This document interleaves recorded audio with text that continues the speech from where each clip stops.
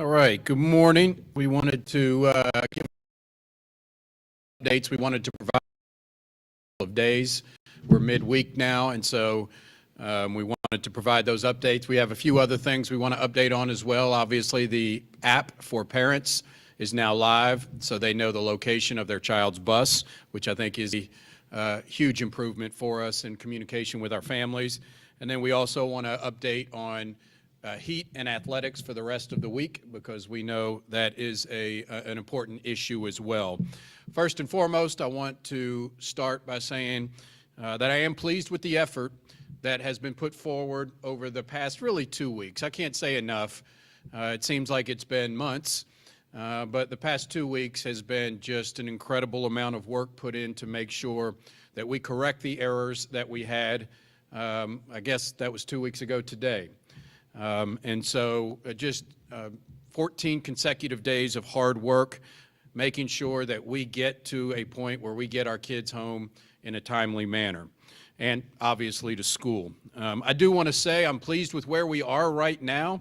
So last night we reported our last student was dropped off at 7:13 p.m. I do want to put that in a little bit of context. Last year, 1 year ago, right from this time, the third day of school, our last compound cleared, our last student was dropped off at 6:42 p.m. Taking that our school day is now 35 minutes longer, we actually improved on the amount of time it was to get children home over last year. So I do want to put that in context. I think that's important because we have worked so hard over the past 2 weeks to make sure we implement things that are more efficient for our students getting home, and technologies that are going to help us, and we've done that. I can't say enough about the work that's been put in.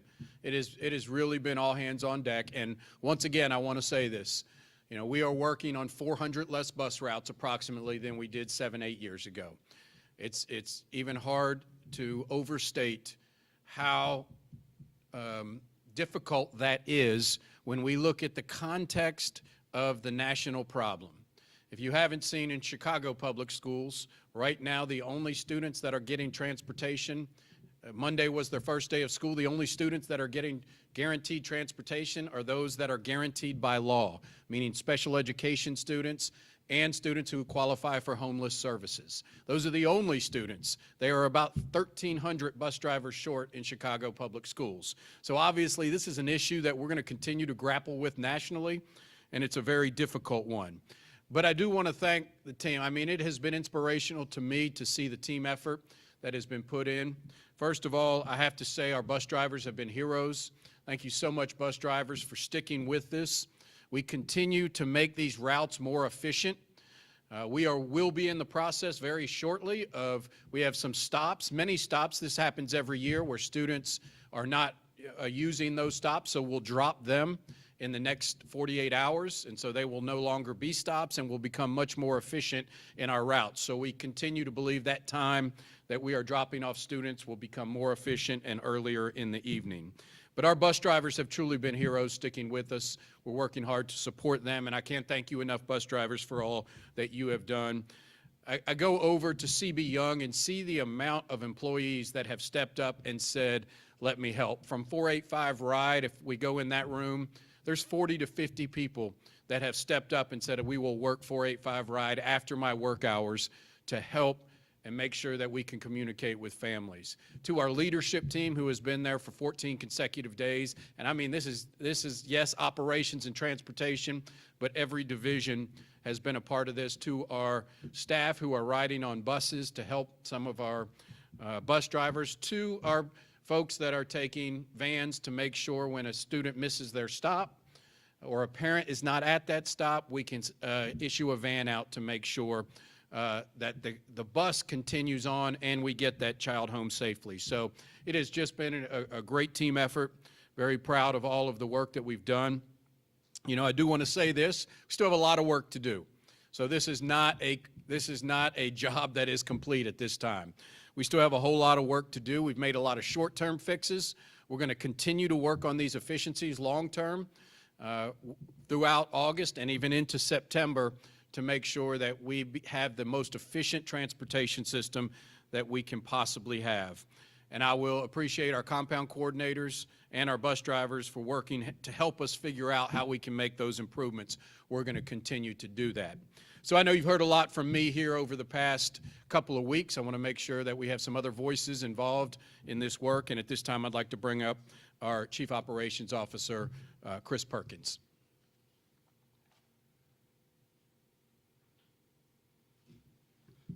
Thank you, Dr. Polio, and good morning. As Dr. Polio has communicated previously, I want to extend my personal apologies as well for the disruption and inconveniences caused by poor implementation of a new transportation plan. We have been working around the clock to address that and make improvements to those systems. I want to share a few updates on where we are and where we're going in the near future with some short-term measures that we've put into place to address some of the immediate challenges. So we've reviewed our routes. We continue to do that. We're making informed revisions in partnership with our bus drivers and our bus compound coordinators to make those necessary changes to shorten many of our longest routes. That was kind of one of the top priorities, is the longer routes for both bus drivers and students. You know, our bus drivers are getting more familiar with the routes at the same time. Our students are getting more familiar with their bus stops and their buses, and we're making progress on several fronts. Just from last Friday night, so in 3 days, we've reduced our late drop-off time by 30 minutes. That's a good indicator of improvements to the system. We'll continue working on that. That also serves as a good metric to help us make informed decisions on additional changes that need to be made. You know, we're continuing to analyze, make revisions to the routes, as I mentioned. Additionally, as we continue to add or drop stops, those impact the routes as well. So we will be making some concurrent decisions on those to improve efficiencies. We're committed to reducing our times even further. We're working to make improvements to ensure all kids get home in a reasonable hour. Ultimately, that's what we want, safe and efficient transportation. As Dr. Polio said, we're working on this part of a long-term solution. You know, our priorities were, 1, to get students back into school as quickly as possible, 2, to look at some short-term, immediate interventions that we could provide to improve our efficiencies, and then what are some systemic changes we can be making as well to improve upon our system holistically. We've reduced the number of students who've not been assigned to stop. We continue working through that. It's important to understand, you know, we have students that enroll, transfer, move to different schools, or have changes in their transportation circumstances every day throughout the year. So adding stops is something we will continue to do throughout the year. That's normal. So we continue addressing the number of stops and students who are getting to and from school on buses to make sure that they've got clear communication on where their bus stops are. We've also worked to address internal and external communication from the operational and transportation standpoint. We've substantially increased the number of customer service representatives we have answering calls in 485 RIDE. That number is almost quadrupled. So when parents call now, they're able to get through on the line and actually talk to a person to get assistance with resolving issues they may have with a bus stop or a bus route. We've also kind of restructured our command structure and support systems that we have in place to really pinpoint specific support to not just our buses, but our compounds that are kind of geographically scattered throughout the county as well. That's enabled us to be able to deploy available resources to be able to provide support for students that maybe missed a bus or got off at the wrong stop. You know, as you know, we've got buses as well as some vans and fleet vehicles on the road. We've got additional staff volunteering to pick up students should they have missed their stop. As many of you know, Dr. Polio even volunteered to hop in a car and go pick some students up to help us out the other day. So it's really been a system. They've done that with a lot of commitment and persistence, and it's just a testament to the passion with which they do their jobs every day to make sure our students are getting to school safely. Again, we've made progress. I don't want to minimize the challenges we have in front of us. You know, we are executing a plan that still transports over 60,000 students to school and home every day to over 150 campuses, but we're doing it with 40% fewer drivers. And so that's a challenge, and we ask for your understanding that we are working that problem. And part of that was overhauling our system. We'll continue making revisions to that to address those driver shortages as well. And at this time, I'll introduce Dr. April Brooks, our Director of Athletics.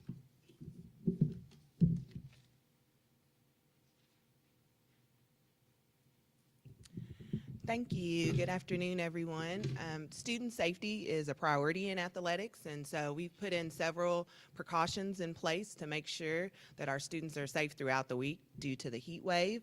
And so one of the things we're doing with high school sports is that we have pushed them back on Thursday and Friday. They'll start after 7:30 p.m. so that we have an opportunity for the weather to cool down. And our younger students, middle school and elementary, we have canceled sports except for volleyball. They can practice and play in an air-conditioned gym. And so we want to make sure that kids are prepared for the heat as well. We're asking parents and guardians to make sure that they're hydrating and they're eating well as well. Our athletic directors, our trainers, and our coaches are prepared for the heat. They'll make sure that they have cold towels out there. There's also shaded areas as well where they can cool down. We have what's called cold immersion tubs for students if there are signs of heat illness. So they'll be looking for things like headaches, cramping, students vomiting, excessive sweating. We prepare for this in the summer through our coaches' clinics. So we just want to make sure that we have safety first, and so we've got all these things in place to ensure that. Thank you.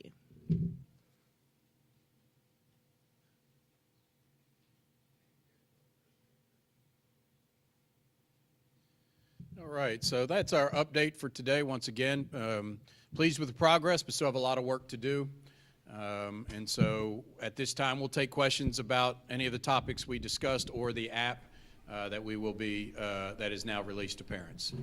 Dr. Polio, when it comes to those stops that you were mentioning that are going to be dropped off of routes, we've heard from some parents who say that this week they've been driving their kids to school. Are you going to be communicating with families before dropping a route, or are they just being kind of dropped if kids are Dropping a route will only be those that have had no students at those routes. Or, I'm sorry, a stop.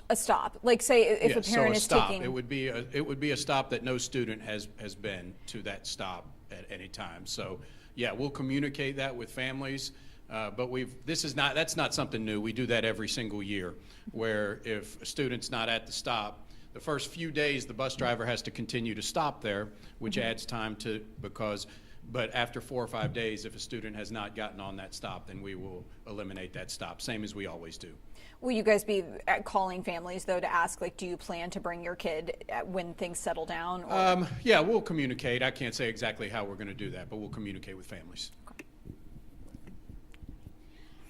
There are some security concerns now that the app is rolled out. It seems like anyone with this code can have access to all JCPS buses.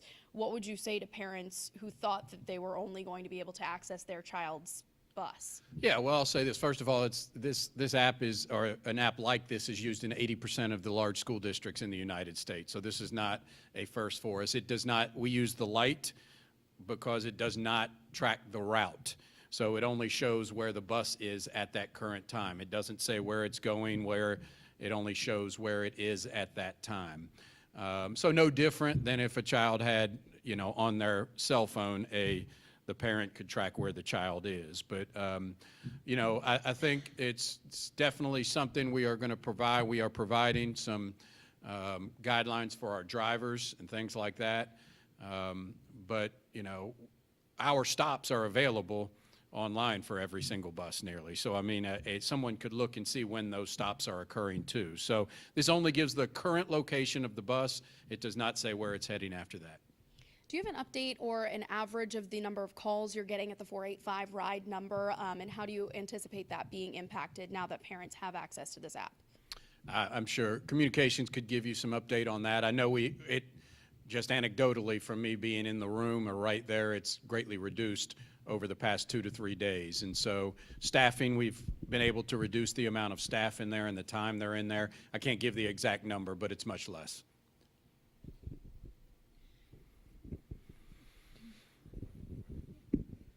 I wanted to ask about you driving students home the other day. It's kind of come on to like a personal level for you, I feel like, on making sure kids get home safely. So if you want to talk about, I guess, how you did that.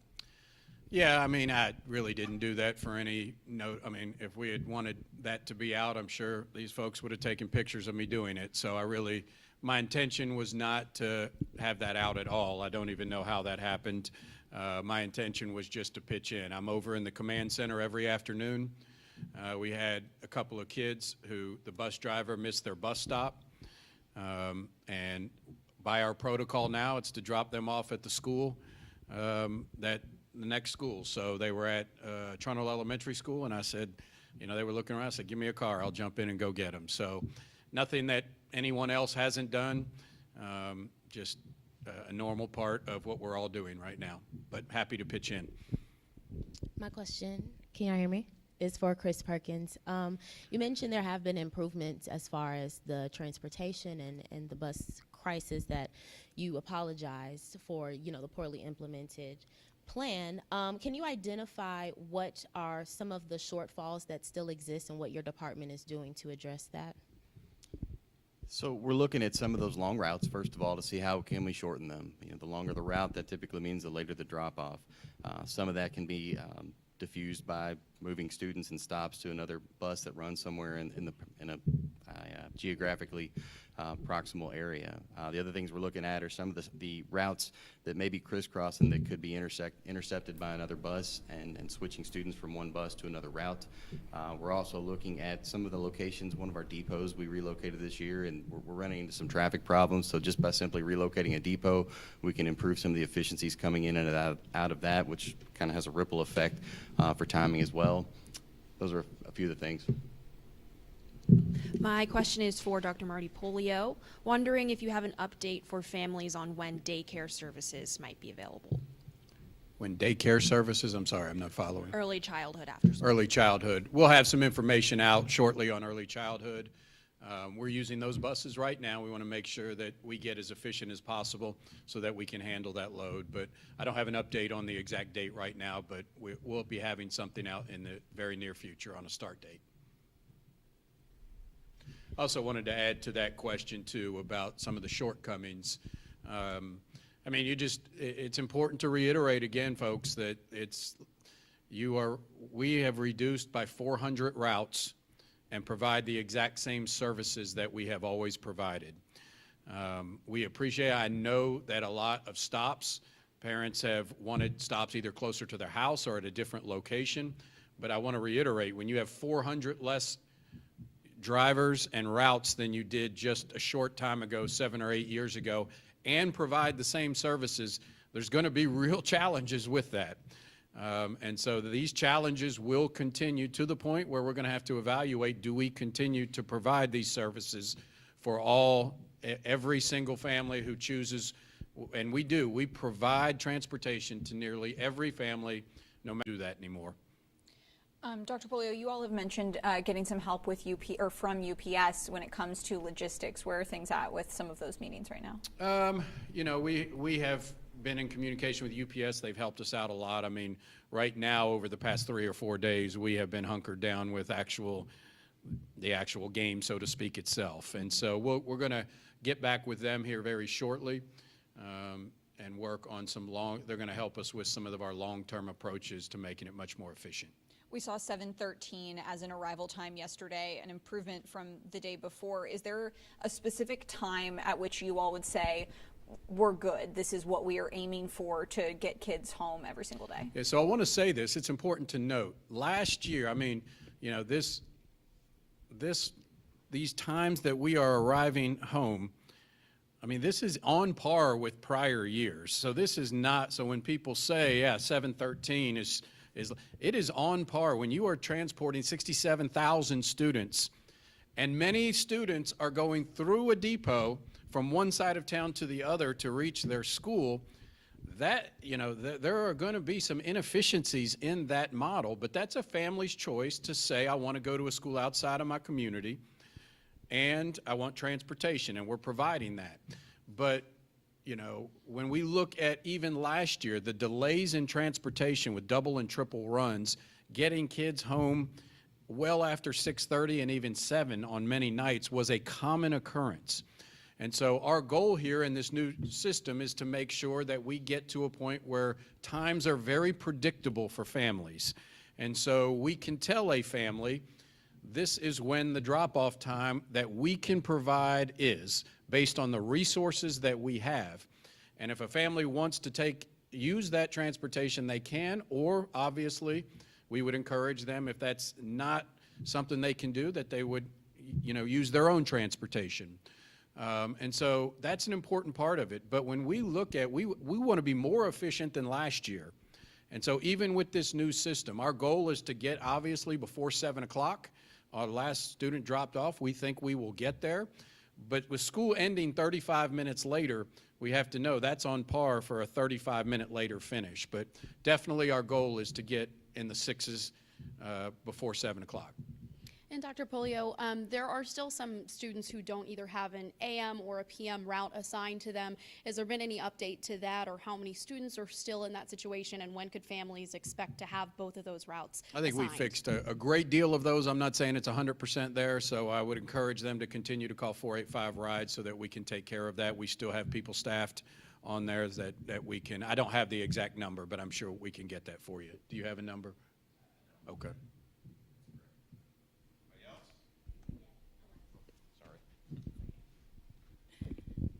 Dr. Polio, you mentioned that you all will further address the transportation plan come the fall break.